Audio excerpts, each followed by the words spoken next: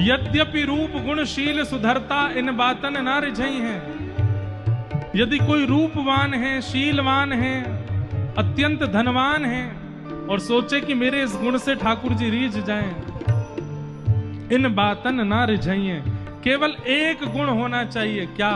अत्यंत प्रगाढ़ प्रेम ठाकुर जी के प्रति होना चाहिए। बाकी कुछ नहीं भी है तब भी ठाकुर जी स्वीकार कर लेंगे। कोई के रूपवान दिखने से या शीलवान दिखने से या अत्यंत ही धनवान होने से प्रभु नहीं रीझते हैं। प्रभु तो हमारे हृदय में अपार प्रेम, उनके प्रति श्रद्धा होने पर ही रीझते हैं। इसी प्रकार महाराज जी ने एक अद्भुत कथा सुनाई है। बहुत ही प्यारा भक्त था, उसकी भक्ति में इतना प्रेम था कि ठाकुर जी ने उसे स्वयं साक्षात दर्शन दिए। सुनिए। अरे एक झाड़ू लगाने वाला रहता है गिरिराज जी में, उसको कोई भी मंदिर में नहीं जाने देता। सब लोग कहते हैं तू अधिकारी नहीं है दर्शन का, तू नीचे ही रहे। नीचे रह करके सोचता है, विचार करता है कि श्रीनाथ जी मुझे कब दर्शन देंगे,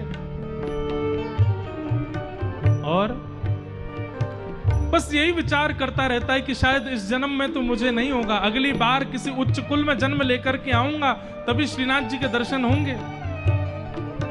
उसकी भावना पहुंच गई गिरिराज जी के ऊपर बैठे श्रीनाथ जी पर, और एक दिन राजभोग करा करके सब मंदिर से जब चले गए, सब अपने अपने घरों में जाकर के सो रहे हैं, और उसी समय वो वहां झाड़ू लगा रहा था नीचे तलहटी में।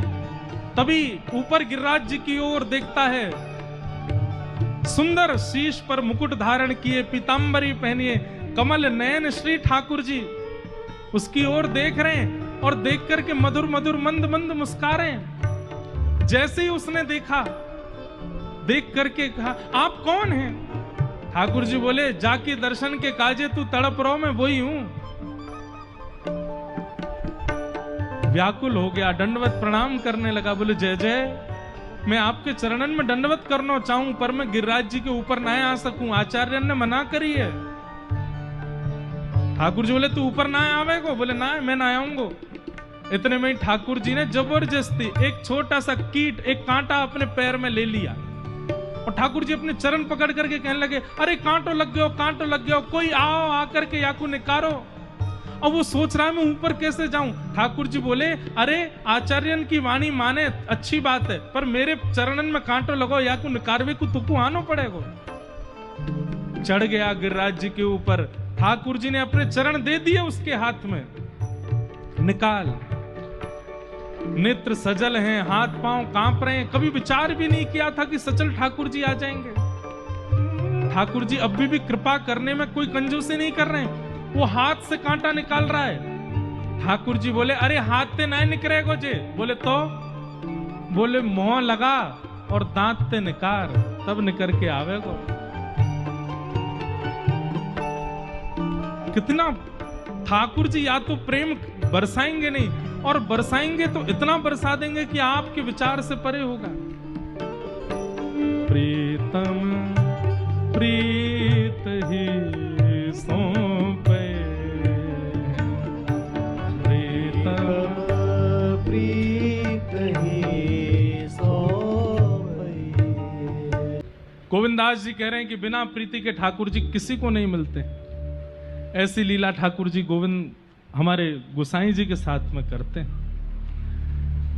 कभी गुसाई जी मथुरा जाने को तत्पर होते हैं तो सबके सामने तो मंदिर में खड़े रहते हैं, लेकिन जैसे ही गुसाई जी मंदिर से बाहर जाते हैं तो ठाकुर जी खिड़की पे खड़े हो जाते हैं और गुसाई जी से कहते हैं, कब आओगे आप लौट करके, जल्दी आए जाइयो, मुंह को आपकी याद आवे।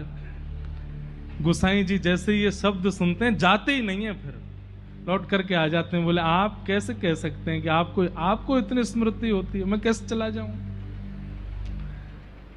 गुसाई जी के साथ ऐसी मधुर मधुर लीला हमारे ठाकुर जी करते हैं। इस प्रकार हमारे श्रीमद् वल्लभाचार्य जी के द्वारा प्रवर्तित श्री वल्लभ कुल परंपरा का निधान हुआ, जिसमें ठाकुर जी की मधुर सेवाओं का आस्वादन हम आप सब लोग कर रहे हैं।